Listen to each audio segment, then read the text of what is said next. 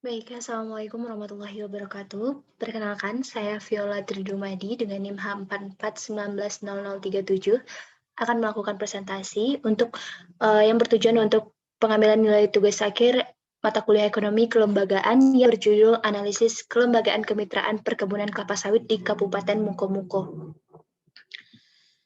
Latar belakang di sini ada yaitu perkebunan kelapa sawit ini yang sangat uh, berperan penting dalam meningkatkan pendapatan kesejahteraan petani dan masyarakat di Kabupaten Mukomuko.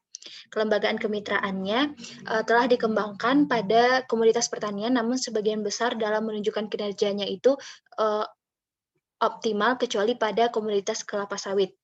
Nah, pola kemitraan ini jenis komoditas yang dibudidayakan, permintaan konsumen, serta pasang pasar dari komoditas yang dibudidayakan.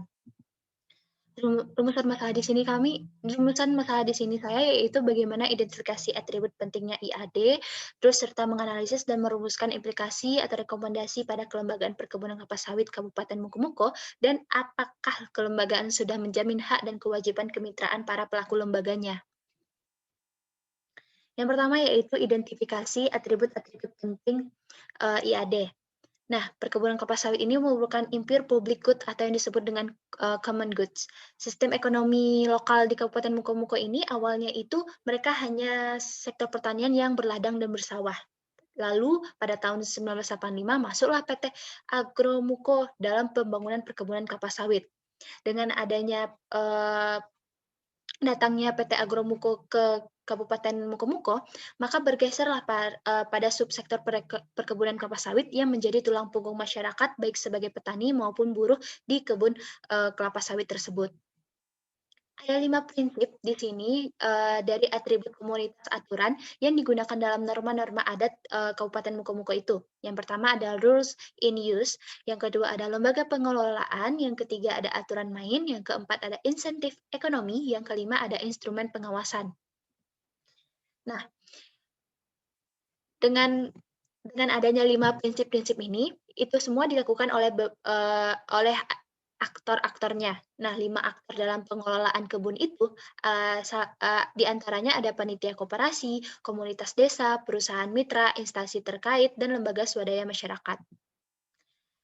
Dengan 5 aktor tadi itu, maka ada 3 outcome dari pola interaksi antara PT Agromuko itu dengan masyarakat. Yang pertama yaitu konflik, yang kedua keadilan, dan yang ketiga ada ekonomi dan keuangan desa. Selanjutnya menganalisis dan merumuskan implikasi rekomendasi.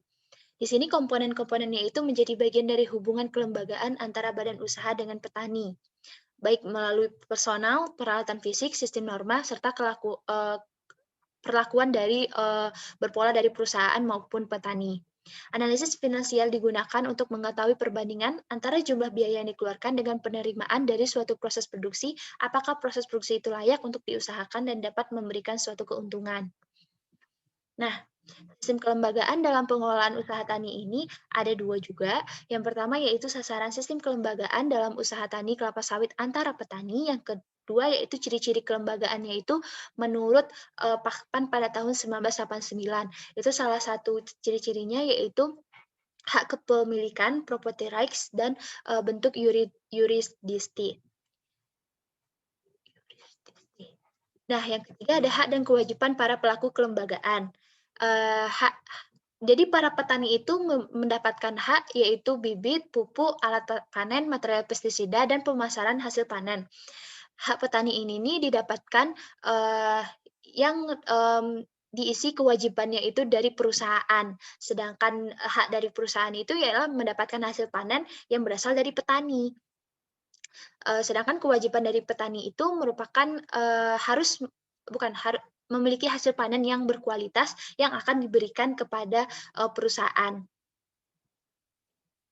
Nah, hubungan kemitraan di kelapa sawit di Kabupaten Mukomuko ini diformulasikan dalam bentuk suatu kontrak yang mengatur keseimbangan hak dan kewajiban dan dapat ditegakkan dengan enforceable contract, serta dipakai dengan sukarela oleh para aktornya tadi, sehingga didapatkan model kemitraan pengelolaan kebun kelapa sawit dalam bentuk co-management. Terakhir, ada kesimpulan dan saran. Nah, dari kesimpulan dapat kita simpulkan juga bahwa pola kemitraan di Kabupaten Mukomuko ini antara PT Agrumuko tadi dengan petani itu masih dikategorikan belum berjalan secara efektif karena salah satunya itu masih sering terjadi konflik juga. Nah, hal ini dikarenakan belum adanya juga kejelasan hukum tentang mengatur hak dan kewajiban para aktor dari kemitraan. Karena kemitraan itu hanya mengandalkan kepercayaan dan nilai dari kebersamaan. Saran yang dapat saya berikan yaitu, hubungan kemitraan itu dapat diformulasikan dengan suatu kontrak tadi, yang bisa mengatur hak dan kewajibannya, serta dapat dipakai juga sukarela oleh para aktor. Dan disarankan juga untuk para petani, dengan berkembangnya zaman, maka teknologi yang digunakan oleh usaha tani itu tuh juga harus berkembang. Jadi, diharapkan mampu mempermudah petani dalam melakukan kegiatan usaha taninya, bisa jadi efisien waktunya, terus tenaga dan biaya. Sehingga petani itu dapat, mendapatkan keuntungan yang maksimal. Terima kasih, sampai di sini hasil presentasi saya. Maaf apabila ada kata-kata yang salah, saya cukupkan dengan mengucapkan assalamualaikum warahmatullahi wabarakatuh. Alhamdulillahirobbilalamin.